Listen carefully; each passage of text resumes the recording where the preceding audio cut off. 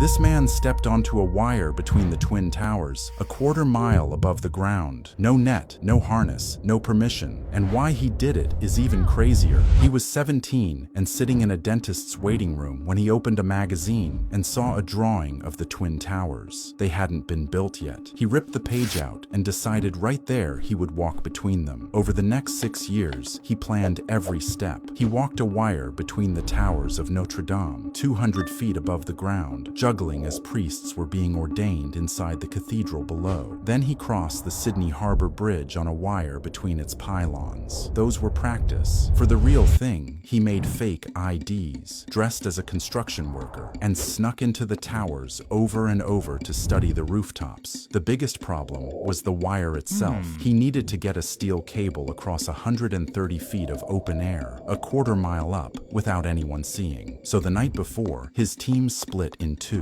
one group per tower, and smuggled hundreds of pounds of equipment to the roof. They shot a fishing line across the gap with a bow and arrow. The fishing line pulled a rope. The rope pulled the cable. They spent the entire night rigging and tightening it while hiding from guards. By morning, the wire was ready, and he picked up a 26-foot balancing pole, walked to the edge of the south tower, and stepped off. He crossed to the other side, turned around, and walked back. Then he started dancing. He knelt and saluted the crowd gathering a quarter-mile below. At one point, he lay down on his back on the wire, 130 stories above Manhattan, and just stayed there. For 45 minutes, he went back and forth, 8 crossings in all, while thousands of people stopped in the streets and stared up at a man in the sky. When they asked him why he did it, he said, "If I see 3 oranges, I have to juggle. If I see 2 towers, I have to walk."